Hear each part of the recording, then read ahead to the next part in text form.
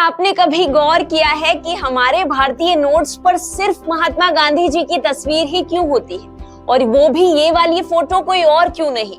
आखिर कब और क्यों इसे भारतीय करेंसी के लिए चुना गया? किसी और महान फ्रीडम फाइटर की तस्वीर क्यों नहीं छापी जाती? ये कहानी जितनी दिलचस्प है उतनी ही कम लोगों को पता है। महात्मा गांधी जी के जीवन काल में कई दिग्गज फोटोग्राफर्स ने उनकी तस्वीरें खींची। हेनरी कार्टियर ब्रेसन, मार्गरेट बर्कवाइट और मैक्स डेस्फोर्ड जैसे नाम इनमें शामिल हैं। लेकिन फिर भी हमारी जेब में जो नोट घूमते हैं उन पर हमेशा वही एक तस्वीर नजर आती है। आखिर इस तस्वीर का सिलेक्शन कैसे हुआ? कौन सी तारीख थी जब इसे आधिकारिक रूप से भारतीय नोट्स के लिए चुना गया? यकीन मानिए, इस कहानी में इतिहास, राजनीति और दिलचस्प मोड़ सब कुछ है। आइए जानते हैं। नमस्कार, मैं अर्चना शर्मा और आप देख रहे हैं दुनियादारी। दुनिया भर में कई देश अपने महान नेताओं को करेंसी नोट्स पर जगह देकर उन्हें सम्मान देते हैं। अमेरिका के नोट्स पर जॉर्ज वॉशिंगटन, पाकिस्तान में मोहम्मद अली जिन्ना और चाइना में माओ जेडोंग की तस्वीरें छपी होती हैं। इसी तरह भारत में हमारे नोट्स पर गांधी जी मुस्कुराते हुए नजर आते हैं। लेकिन क्या आप जानते हैं कि आजादी के बाद जब पहली बार भारतीय करेंसी डिजाइन की जा रही थी, तब गांधी जी की तस्वीर को छापने का प्रस्ताव ठुकरा दिया गया था। जी हाँ, शुरुआत में उनकी फोटो को भारतीय नोट्स पर जगह नहीं मिली। आजादी के बाद सबको यही लगा कि ब्रिटिश राजा की तस्वीर की जगह भारतीय नोट्स पर महात्मा गांधी जी की छवि नजर आई। यहाँ तक कि इसके लिए कुछ डिजाइन भी तैयार कर लिए गए थे। लेकिन ऐन मौके पर फैसला बदल गया।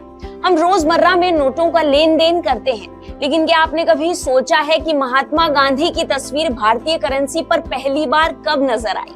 हैरानी की बात यह है कि राष्ट्रपिता की तस्वीर भारतीय नोटों पर आने में 22 साल लग गए, और वो भी किसी बड़े नोट पर नहीं, बल्कि सिर्फ 1 रुपए के नोट पर पहली बार महात्मा गांधी जी की तस्वीर छपी। सोचिए, जो शख्स भारत की पहचान बन गए, उन्हें भारतीय मुद्रा पर जगह मिलने में 2 दशक से भी ज्यादा का वक्त लग गया। आजादी के बाद 1949 में भारत सरकार ने पहली बार 1 रुपए के नोट का नया डिजाइन तैयार किया। तब एक बड़ा सवाल था, आजाद भारत की मुद्रा पर कौन सा चिन्ह होगा? नोटों पर अशोक स्तंभ को छापने का निर्णय लिया गया, और दिलचस्प बात यह थी कि बाकी डिजाइन में ज्यादा बदलाव नहीं किया गया। सोचिए, अगर उस वक्त गांधी जी की तस्वीर चुन ली जाती तो भारतीय करेंसी का चेहरा तभी बदल जाता।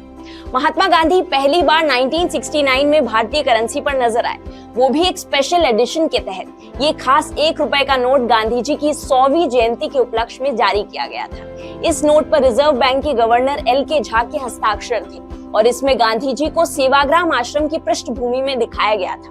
लेकिन उस वक्त सिर्फ 1 रुपए के नोट पर उनकी तस्वीर थी।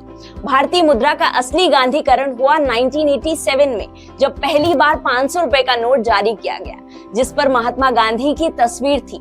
यहीं से धीरे धीरे भारतीय करेंसी की पहचान गांधी जी से जुड़ने लगी, और आज हर नोट पर वही मुस्कुराते हुए नजर आते। साथ ही क्या आपने कभी गौर किया है कि भारतीय नोट्स पर महात्मा गांधी की जो तस्वीर छपी है, वो आखिर कहां से आई? ये कोई आम फोटो नहीं, बल्कि 1946 में ली गई एक तस्वीर से क्रॉप की गई है। ये तस्वीर कोलकाता में खींची गई थी, जब गांधी जी वाइसराय हाउस पहुंचे थे, जहां उनकी मुलाकात British secretary Frederick William Pethick Lawrence से होनी थी। और यही वो पल था जब कैमरे ने गांधी जी की सबसे उपयुक्त मुस्कुराती हुई तस्वीर को कैद कर लिया। दिलचस्प बात यह है कि आज तक उस तस्वीर को क्लिक करने वाले फोटोग्राफर और इसे करेंसी के लिए सेलेक्ट करने वाले व्यक्ति की पहचान पूरी तरह स्पष्ट नहीं हो पाई। अब नोट्स की डिजाइन की बात करें तो इसकी पूरी जिम्मेदारी आरबीआई के मुद्रा प्रबंधन विभाग की होती है, लेकिन इसका अंतिम फैसला ऐसे ही नहीं होता। आरबीआई अधिनियम 1934 की धारा 25 के अनुसार नोटों का डिजाइन, रूप और सामग्री केंद्रीय बैंक की सिफारिशों पर केंद्रीय सरकार की मंजूरी के बाद ही तय किया जाता है। यानी भारतीय करेंसी के हर डिजाइन के पीछे एक लंबी प्रोसेस छिपी होती है। अब सबसे बड़ा सवाल, आखिर महात्मा गांधी को ही भारतीय करेंसी पर क्यों चुना गया? हमारे देश में कई महान फ्रीडम फाइटर्स हुए, लेकिन फिर भी नोटों पर सिर्फ गांधी जी की तस्वीर ही क्यों? दरअसल उन दिनों हर स्वतंत्रता सेनानी किसी न किसी खास क्षेत्र या विचारधारा से जुड़े हुए माने जाते थे। अगर किसी एक नेता को तस्वीर के लिए चुना जाता तो वो विवाद का कारण बन सकता था, लेकिन गांधी जी की स्थिति अलग थी। वो पूरे देश के लिए समान रूप से आदरणीय थे। उनके विचार, उनके आंदोलन और उनका योगदान किसी एक क्षेत्र तक सीमित नहीं था, बल्कि हर भारतीय की पहचान से वो जुड़े थे। साथ ही गांधी जी को सिर्फ नेता ही नहीं, बल्कि राष्ट्रपिता के रूप में देखा जाता है। उनकी नीतियां, उनका सत्य और अहिंसा का मार्गदर्शन लोगों के लिए आदर्श था। इसी वजह से जब भारतीय मुद्रा पर एक चेहरा चुनने की बारी आई तो गांधी जी के चेहरे पर सर्वसम्मति से मुहर लगा दी गई। हमें आजादी तो 15 अगस्त 1947 को मिल गई, लेकिन हमारी करेंसी पर ब्रिटिश हुकूमत की छाप फिर भी बनी रही। यकीन मानिए, स्वतंत्र भारत के महीनों बाद तक भारतीय नोट्स पर किंग जॉर्ज 6 की तस्वीर छपी होती थी। उस वक्त आरबीआई ने किंग जॉर्ज के चित्र वाले नोटों को छापना जारी रखा, क्योंकि तुरंत नया डिजाइन तैयार नहीं था। फिर आया साल 1949 जब आखिरकार भारत सरकार ने 1 रुपए के नोट का नया डिजाइन तैयार किया। इस बदलाव ने इतिहास रच दिया। किंग जॉर्ज 6 की जगह सारनाथ के अशोक स्तंभ के शेरों को राष्ट्रीय प्रतीक के रूप में चुना गया। 1950 में भारत गणराज्य बनने के बाद पहली बार 2, 5, 10 और 100 रुपए के नए बैंक नोट जारी किए गए। इन नोटों पर सारनाथ के अशोक स्तंभ की राजधानी का वाटरमार्क था, जो भारत की नई पहचान का प्रतीक बना। जैसे जैसे समय बदला, भारतीय करेंसी के डिजाइन भी बदलते गए। 1970 के दशक में जहां नोटों पर बाघ, सांबर और हिरण जैसे वन्य जीवों की झलक दिखी, वहीं 1980 के दशक में फोकस भारतीय कृषि, वैज्ञानिक उपलब्धियां और सांस्कृतिक धरोहर पर चला गया।